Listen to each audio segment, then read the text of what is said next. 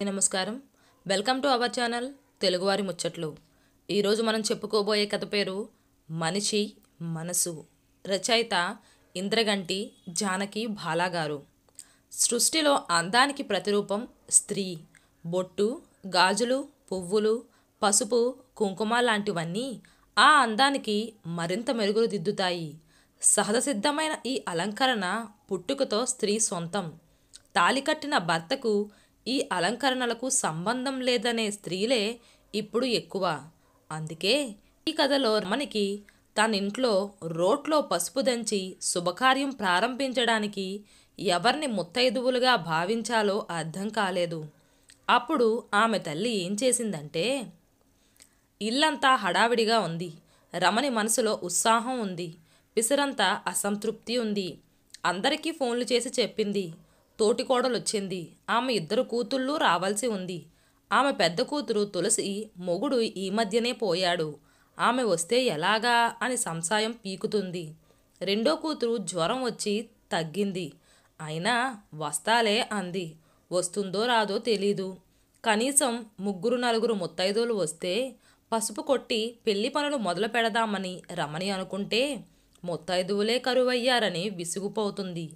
ఆరాటంగా అటూ ఇటూ తిరుగుతూ కావలసినవి సమకూరుస్తూ ఆలోచించుకుంటుంది. ఈ మధ్య చాలామంది ఆడవాళ్ళు మొగుడు పోతేయే పుట్టుకతో వచ్చిన పసుపు కుంకుమ పువ్వులు ఎందుకు తీసేయాలి అంటూ వాదన చేస్తున్నారు. అందుకే బొట్టు మాత్రం పెట్టుకొని నలుగురిలో ఎబ్బెట్టుగా ఉండకూడదని తాపత్రయపడుతున్నారు. ఇలాంటి విషయాల్లో రమణికి స్పష్టమైన అభిప్రాయాలంటూ ఏమీ లేవు. పసుపు దంచడానికి ముత్తైదువులే ఉండాలని మన సాంప్రదాయంలో ఎందుకు పెట్టారో ఏమో. ఆ విషయాల మీద ఒకటే ప్రశ్నలు వేస్తూ వాదించటం నాకిష్టం ఉండదు అంటూ తెగేసి చెబుతూ ఉంటుంది రమణి. ఇంతకీ రమణి భర్త పోయి 25 ఏళ్ళయ్యింది. బొట్టు పెట్టుకోదు గాని పట్టు చీరలు, నగలు నట్రా పెట్టుకుంటుంది. అయినా ఆమెకు భర్త పోయిన వాళ్ళ మీద పెద్దగా సింపతి ఉన్నట్లు కనిపించదు. ఆడపడుచు కూతురు వయసులో చిన్నదే, భర్త పోయాడు. అయినా రమణికేం బాధ ఉండదు. ఏం చేస్తాం, నుదుటి రాత అంటుంది. పైగా తనకి మాత్రం భర్త పోయే నాటికి 35ఏగా. తన మీద ఎవరూ కనికరం చూపించారని తానిప్పుడు అందరి మీద జాలి పడిపోవలసిన పనేమీ లేదు అనుకుంటుంది కసిగా. తను అనుభవించిన అవమానాలు ఎదుటివారికి రాకూడదు అనే భావన ఆమెకు అప్పుడప్పుడు కలిగినా వెంటనే తోసిపారేస్తుంది. ఇలాంటి తర్జనా భర్జనలు మనసులో జరుగుతున్నప్పటికీ తనకి ఈరోజు 3 ముత్తైదులు దొరికితే చాలని ఆరాటపడుతుందామె. దూరంగా నాగమణి కనిపించేసరికి రమణి మనసు ఆనందంతో బురకలు వేసింది. ఎలాంటి సమస్యనైనా చిటికలో పరిష్కరించగల నేర్పరి నాగమణి. అదీకాక నాగమణి ఇప్పుడు తనకి పనికొచ్చే ముత్తైదువు. నాగమణిదో విచిత్ర గాథ. పెళ్ళైన ఏడాదికి ఆమెని 16 రోజుల పసికందుని వదిలేసి భర్త ఎటో వెళ్ళిపోయాడు. బంధువులు, స్నేహితులు, కుటుంబ సభ్యులు, అన్నలు, తల్లిదండ్రులు అందరూ నెత్తి నోరు మొత్తుకొని ఏడ్చారు. అత్తగారి వైపు వాళ్ళు నాగమణిని శాపనార్థాలు పెట్టి పెట్టి అలసిపోయారు. ఆ తరువాత అతను కాలవలో పడి చనిపోయాడని, కాలవరేవు మెట్ల మీద ప్యాంటు, షర్టు, వాచి కనిపించాయని రకరకాల పుకార్లు పుట్టాయి. ఏది ఎవరికీ స్పష్టంగా తెలియలేదు. ఆ విషయం తెలియని పుణ్యమా అని నాగమణి ఎప్పుడూ నిండుగా బొట్టు, కాటుక, పువ్వులు, కాళ్ళకి పసుపు, మెడలో నల్లపూసలు, మంగళసూత్రాలు, మెట్టెలు పెట్టుకొని నలుగురిలో నాణ్యత గల పుణ్యస్త్రీగా బతుకుతూ ఉద్యోగం చేసుకుంటూ బిడ్డను పెంచి పెద్ద చేసి చదివించి పెళ్లి చేసి పంపించింది. రమణి, నాగమణి చిన్ననాటి స్నేహితులు కావటం వల్ల రమణికి ఆమె మీద వల్లమాలిన నమ్మకం, ఇష్టం. తనకి కష్టం వచ్చి దిగజారిపోతున్నప్పుడు ధైర్యం చెప్పి ఆదుకున్నది ఆమెనని రమణి ఎప్పుడూ చెబుతుంది. వచ్చిన 10 నిమిషాల్లో సమస్య అర్థం చేసుకుంది నాగమణి.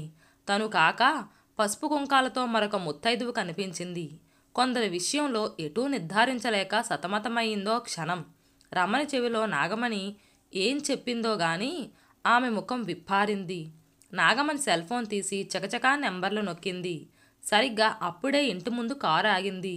ఎర్రటి ఆల్టో కారులోంచి చిలకపచ్చ జరీ ఉన్న ఎర్రటి పట్టుచీరలో శాంతమ్మ దర్జాగా నెమ్మదిగా పక్కనే ఉన్న పడుచుపిల్ల సాయంతో దిగుతుంటే ఒక్క క్షణం తల్లిని చూసి రమణి గుండె సంతోషంతో పొంగిపోయింది. అంతలోనే కించిత్ భయం గుబాగుబలాడింది. అమ్మా అంటూ పరుగులాంటి నడకతో ఎదురెళ్ళింది. శాంతమ్మ కూతుర్ని పొదివి పట్టుకొని, వచ్చేసానే చిట్టి మొత్తానికి అంది. నాన్న ఎలా ఉన్నారు? ఓ బాగానే ఉన్నారు, కదల్లేరు కదా. నన్ను ఎలాగైనా వెళ్ళమని ఒకటే గొడవ. రమణి కళ్ళల్లో సన్నటి కన్నీటి పొర కమ్మింది. వచ్చేది కారులోనే కదా, ఎలాగోలా నాన్న కూడా వస్తే బాగుండేది అంది. మనం చెబితే వినే రకమా అంది శాంతమ్మ హాయిగా నవ్వుతూ. అప్పుడు పలకరించింది అమ్మమ్మతో సాయంగా వచ్చిన తులసిని. ఏమే తులసి, కాస్త ముందుగా వస్తే పని సాయంగా ఉండేదానివిగా.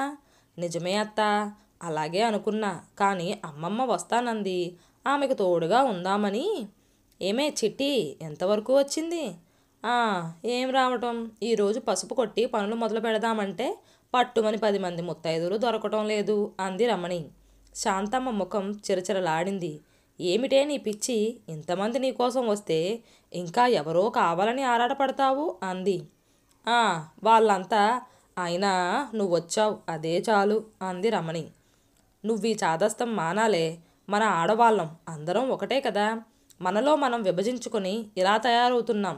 ఉద్యోగులనని, గృహిణని, చదువుకున్న వారని, చదువు లేని వారని, ఆ కులం వారని, ఈ జాతి వారని, గొప్పవారని, పేదవారని, నల్లటి వారని, తెల్లటి వారని, ఇలా మనలో మనమే చీలిపోయి ఎందుకు పనికి రాకుండా పోతున్నాం? చివరికి పుణ్యస్త్రీలని అదని ఇదని సాగదీసింది. రమణి మనసులో విసుగు ప్రారంభమైంది.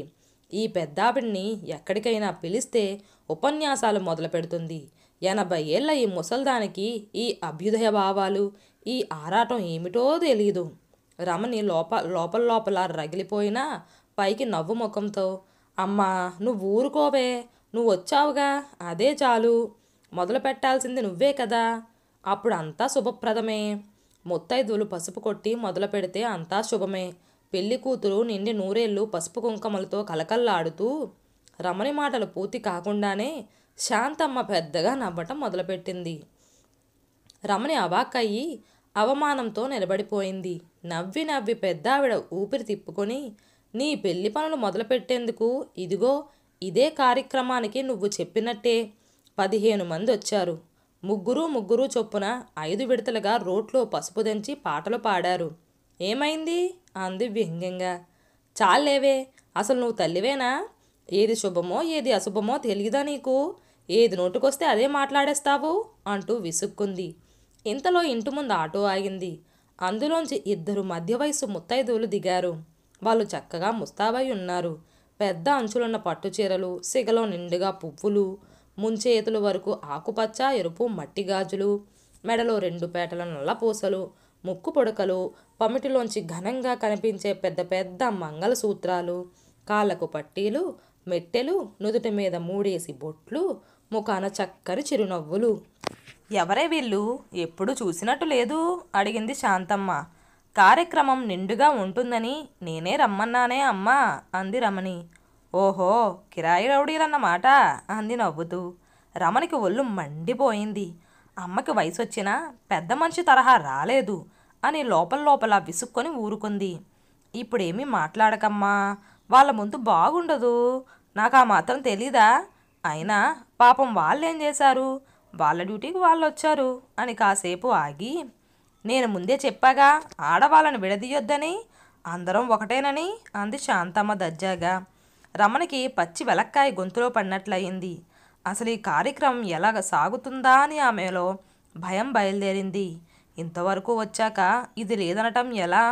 ఏది ఏమైనా అమ్మ కాళ్ళు పట్టుకోవటం ఒక్కటే మార్గం అనిపించింది. నాగమణి వచ్చి, రమణి 11 దాటింది, రాహుకాలం పోయింది, ఇంకా మొదలు పెడదామా అంది. రమణి బిక్కముఖం వేసింది. నువ్వు రావే అమ్మా ముందు అంది రమణి బ్రతిమాలే ధోరణిలో. నేను చెప్పినట్టు వింటే వస్తా అందామె ధీమాగా.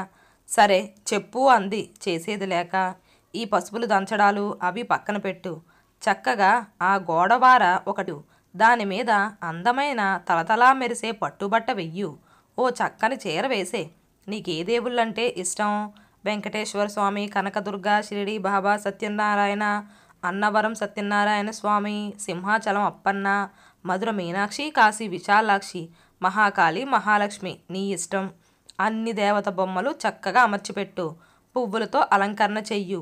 పళ్ళు నైవేద్యం పెట్టు ఓ దండం పెట్టి.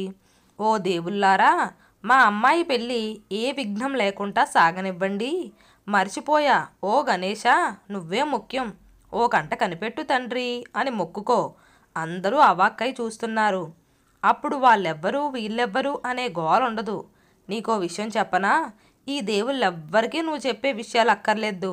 వాళ్ళకి మనిషి మనసు ముఖ్యం. రమణి ఏం మాట్లాడలేక నిలబడింది. ముందుగా తేరుకుంది రమణి. శభాష్ పెద్దమ్మగారు, మొత్తం ప్రోగ్రాం మార్చేద్దాం అంటూ హుషారుగా పనిలో పడింది. ఆపద్ధర్మంగా వచ్చిన ముత్తైదువులకు అనుకున్న 1000 రూపాయలు కాక ఇద్దరికి మంచి మంచి చీరలు పెట్టింది, పంపించింది శాంతమ్మ.